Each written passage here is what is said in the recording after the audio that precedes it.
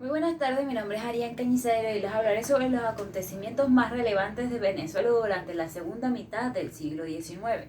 El 25 de marzo de 1854, durante el periodo, hubo resistencia por parte de los amos de los esclavos que no querían liberar a su fuerza de trabajo. Y para cerrar este capítulo, el gobierno venezolano, presidido por José Gregorio Monagas, pagó a los dueños una cantidad de dinero estipulada por cada esclavo. Esto trajo consecuencias positivas y negativas. Las positivas, claro está, era la justa libertad tan anhelada y lograda por los esclavos. Por otro lado, los esclavos eran liberados y despojados de sus viviendas, echados de las tierras que trabajaban y no les pertenecían nada, sin alimentos y sin posibilidades de educación y de desarrollarse.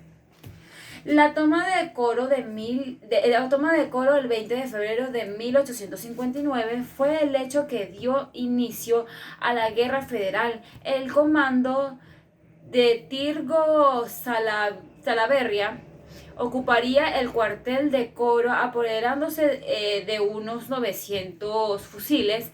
Al día siguiente lanzarían el grito de la Federación. Luego, en marzo, desembarcarían en Coro Ezequiel Zamora y junto a los demás líderes federales, exceptuando Juan Crisóstomo Falcón, que había sido exiliado a los Antillas.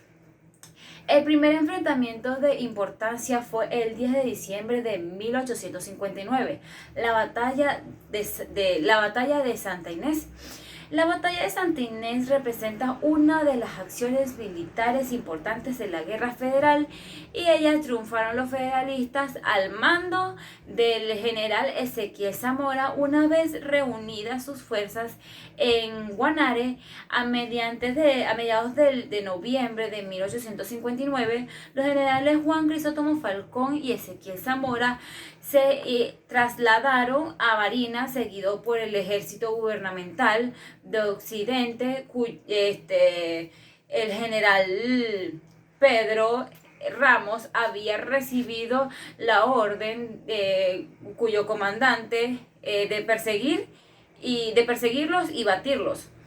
Tras su movimiento de retroceso, los federales se establecieron en el pueblo de Santa Inés, situado a unos 36 kilómetros al suroeste de la ciudad de Barinas. El tratado de Coche, acuerdo que estableció la culminación formal de la Guerra Federal. Su nombre se debe a que fue concluido el 23 de abril de 1863 en la hacienda de Coche, próxima a Caracas, por Pedro José Rojas, secretario general del jefe supremo de la República, José Antonio Páez, y Antonio Guzmán Blanco, secretario general de la República, secretario general del presidente provisional de la Federación, de Juan Crisóstomo Falcón, y así afirmando por ello el mismo en Caracas el 25 de mayo de 1863. Por consiguiente, la Revolución Azul, dicho proceso revolucionario, formó parte de los numerosos movimientos insurreccionales que se desarrollan en el transcurso de la historia política de la Venezuela decimonónica. Mediante este movimiento armado, diversos sectores políticos y regionales derrotaron al presidente de la República, Juan Crisóstomo Falcón, y a su sucesor interino, Manuel Ezequiel.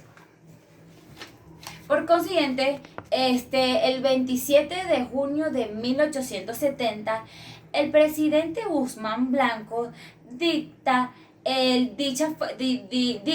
su famoso decreto de instrucción pública y gratuita. La importancia de este decreto, cuyo autor es el doctor Martín Sanabria, radica en que impuso enormemente la educación en el país y gracias a él han podido educarse generaciones tras generaciones carentes de recursos. El Panteón Nacional, el 27 de marzo de 1874, por el presidente Antonio Guzmán Blanco, la iglesia de la Santísima Trinidad de Caracas fue transformada en Panteón Nacional con el objeto de conservar los restos de los próceres de la independencia y de los personajes eminentes. Cipriano Castro entra a Caracas el 22 de octubre de 1899.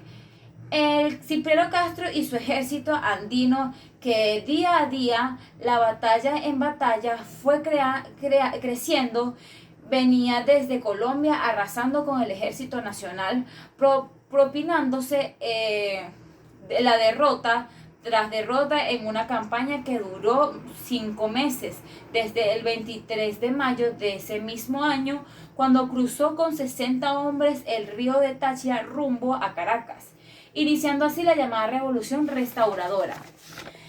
Por último, la revolución liberadora fue un conflicto militar y el último de los enfrentamientos inscritos dentro del ciclo de las guerras civiles que vivió Venezuela durante el siglo XIX.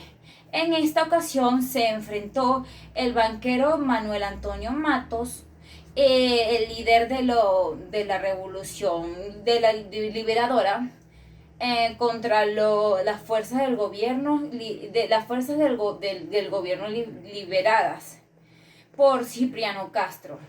Después de un año y confrontaron la insurrección, fue derrotada por Juan Vicente Gómez al mando del ejército el 21 de junio de 1903.